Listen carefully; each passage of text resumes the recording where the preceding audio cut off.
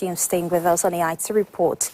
Now, the decision of the Nigerian government to accept grains from war-torn Ukraine has sparked reactions from the opposition political parties.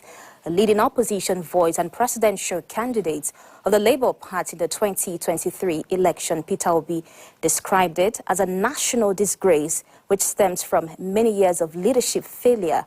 On a social media handle, Obi says a situation like this underscores rigorously the importance of sound political leadership for development and enhance the standards of living.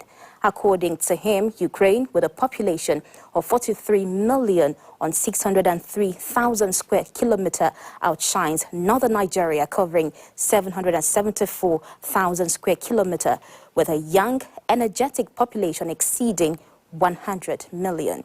But he says there is an urgent need to reflect on a reorder of national priorities and resource management.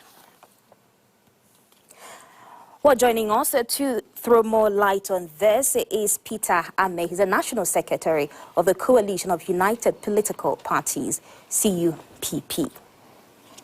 Good to have you on EIT report. My pleasure. I'm sure you listened to that piece from the Labour Party candidates in the 2023 election saying that this is a national disgrace. But what comes to mind actually at this time when Ukraine, that is battling for survival, is assisting Nigeria with grain? What do you make of that? You also told the part of Peter Obi saying it's a national disgrace. First of all, it's not just the opinion of Peter Obi alone. If you look at social commentaries that have been run on all the social platforms, you discover that Nigerians felt very embarrassed. Nigerians felt very embarrassed, except those in government who feel it's the normal thing because of many years of failure. Like he said, Nigeria covers about 923,768 square kilometers, while Ukraine covers about 603,708 square kilometers. And when you look at the landmass available for farming in Nigeria, it's greater than what Ukraine has. And then our young, energetic population that are willing, that are able, and that have the capacity and the knowledge, even those who read agriculture, economics, and all that, to be able to turn around our farming system, which would have been a major opportunity for us.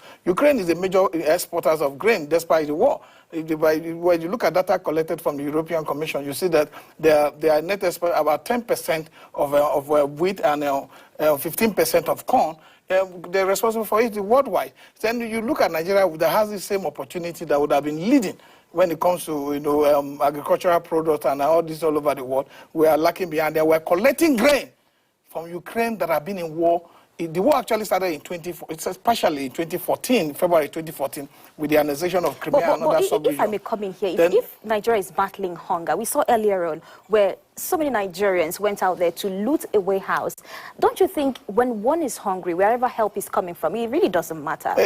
Sometimes you just have to allow, sit inside and think properly, because Nigeria should be assisting Ukraine. Like I wanted about saying, the war actually started in 2014 with the annexation of some part of Ukrainian territory, and then became full-blown in February 2022.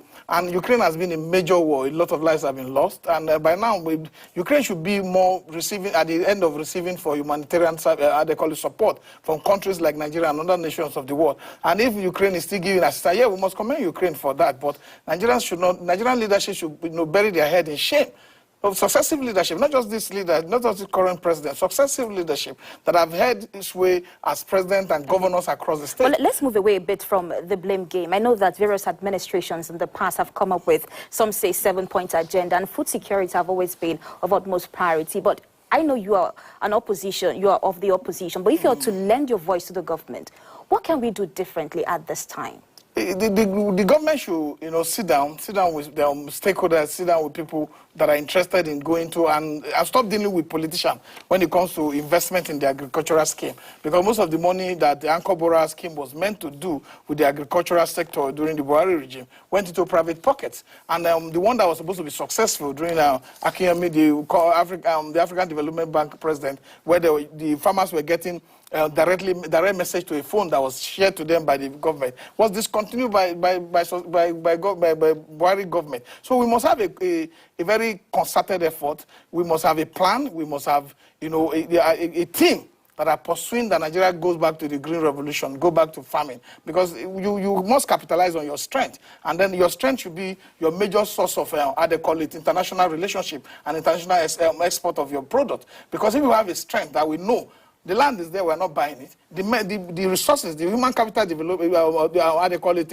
investment is there. So why are we not capitalizing on it? So the government, if government is really interested in making sure that Nigeria stuff, not get hungry, first of all, they must provide security in the farm, because people can no longer go to farm as I speak. Because our communal lifestyle have been destroyed by the banditry, the kidnapping that happens in our communities. So, and the fundamental responsibility that has been given to government in the concern of Nigeria primarily is the protection of life and property. So if government cannot protect farmers, if government cannot protect citizens from being kidnapped, from being killed in their farms, then this hunger will continue to increase. So government must create an architectural system that will protect farmers in their farm, that will give whatever incentive that farmers must have, because you see many countries, the subsidy you are talking in other countries is given to farmers, like America and co. So you need to have this system that will first feed ourselves and then be able to export to other nations. But when I was looking at that comment on X platform, I saw so many comments, and someone said,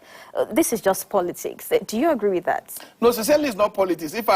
For me, maybe you could just say some persons are playing politics. But over the time, like last week, I was commending the government over expatriate levy that they were putting on those who expatriate that are coming to take local jobs that are actually not contributing anything, and then repatriating their funds back to their various countries. That was on one side. Then I have seen Mr. Peter Obi commend government on a lot of issues. They are on his handles when government does well. This is not about opposition. Opposition also live within Nigeria. Opposition suffer the bad government, bad leadership, suffer the bad investment that leaders are putting in the country, and the embezzlement of public funds that leaders are doing that are, driving our people into abject poverty. So opposition suffer that. You are not taking a sample outside from the territory of Federal Republic of Nigeria. So we are also within this territory. We suffer whatever kind of bad leadership that is put upon us. We suffer whatever bad policies that is, initiated by government or government in the past. So we must speak. The work of the opposition is to speak to government and then redirect the course of the ship of state, so that people will know that, because if you leave them, like Nigerians have done